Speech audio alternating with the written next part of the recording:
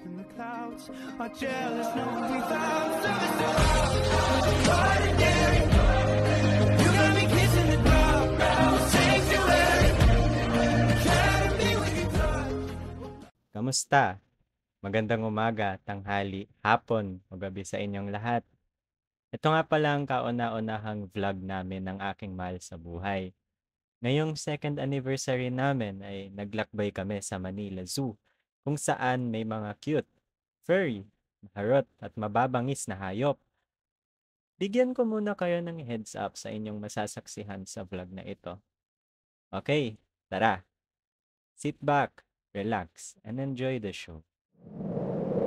color, my world, 너로 가득해 love for my heart 텅빈 내 세상에 info blossom 사랑은 마치 사랑스러운 햇살처럼 피어나는 orange flower 온통 너로 나를 물들여 love of my heart 심장 깊은 곳에 info blossom 너를 느껴 yeah 사랑이란 동물처럼 너만이 날 가득 채워 영원해 반대편은 순간이라서 찬란한 듯. Hindi ko nga lang na-videohan ang pag-alis namin sa Bulacan, pero heto nga, kami ngayon ay papunta ng Manila Zoo at sumakay ng jeep sa Balintawak papuntang LRT station.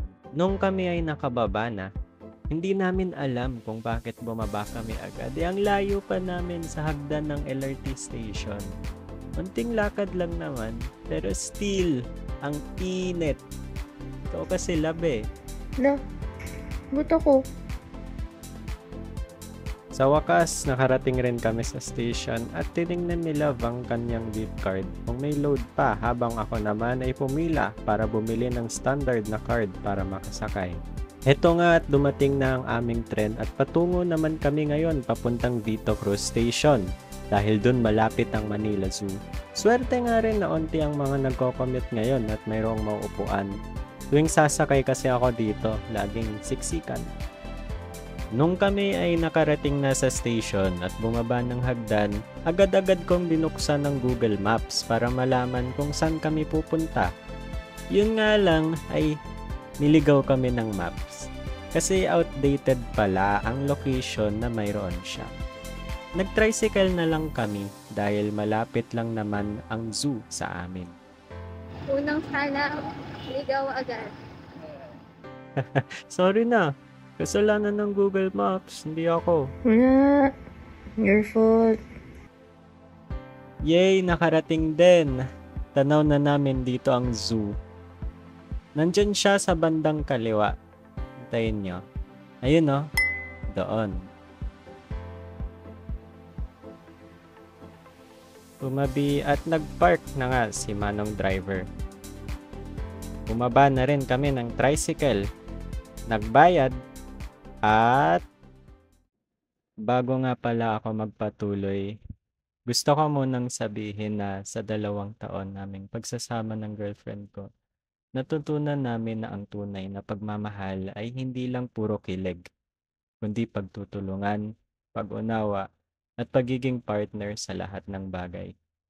Hindi rin syempre mawawala ang pagsisikap sa pag-aaral para makamit ang mga magagandang pangarap at ang pangarap na gusto naming matupad ng magkasama. Okay guys, titigil na muna ako sa pagsasalita. Halina't saksihan niyo ang magagandang tanawing hatid ng Manila Zoo.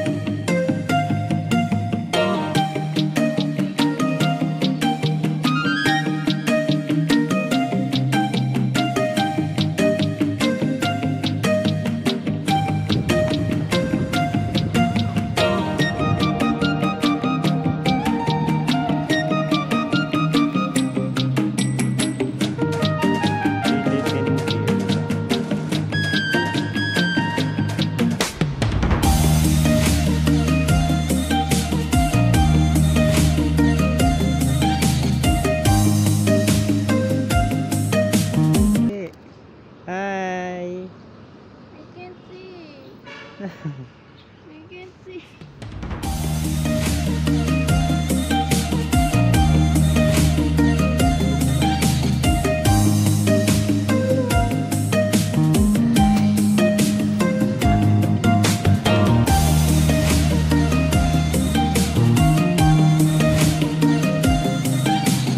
Ano mo magarap ako?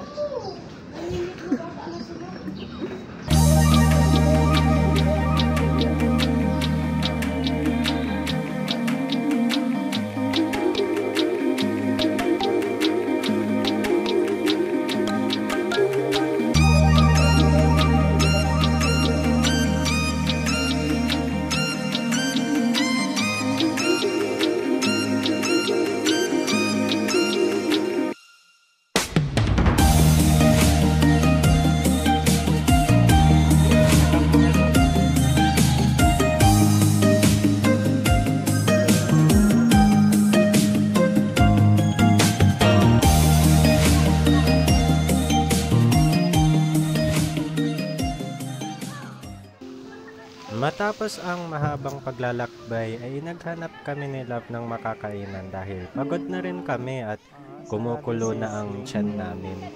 May mga saradong kainan pero may nahanap din naman kami. Alam nyo, ang ganda nga naman talaga dito sa zoo kasi dito sa center part ng zoo maaliwalas at masarap ang simoy ng hangin.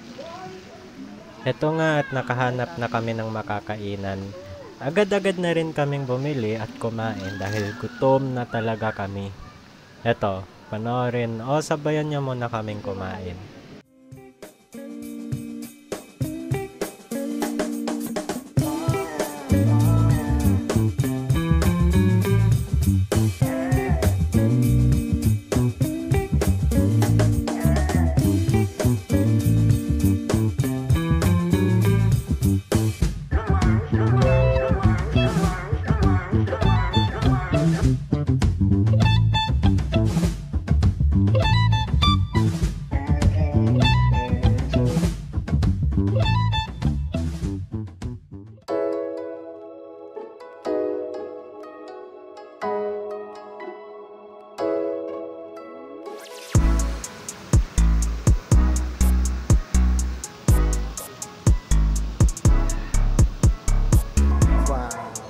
Gusto ko yung puti.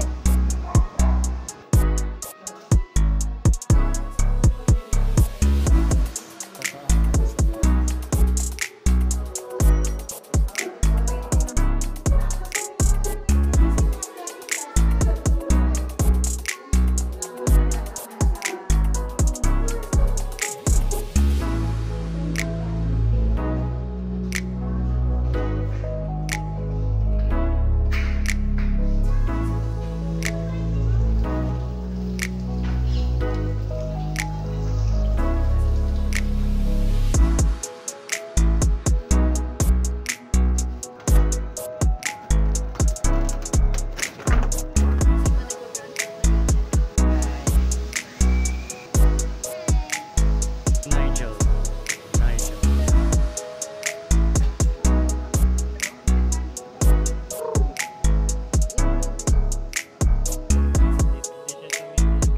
Yes! It's a yes! Ayun o, kinikiss na siya. Mwah! Oh, naghanap siya ng bago.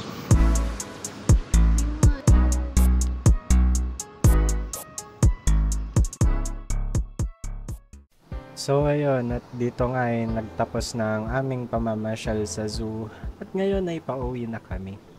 Masakit na ang aming mga paa pero sobra kaming nagsaya. Ngayon ay nag-aabang kami ng tren papuntang 5th Outstation at ayun, nakarating na nga ang aming tren. Sa wakas, makakauwi na rin.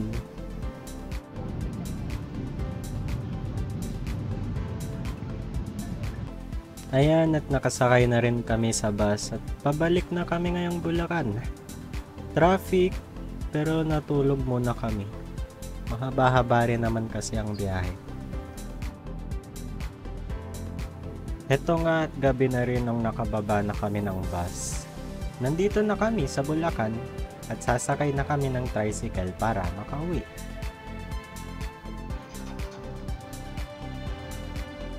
Ayun, at dito na nagtatapos ang ating paglalakbay. Salamat sa panonood. Sana'y na-enjoy niyo ito. Kaya'y laging mag-ingat and God bless sa inyong lahat.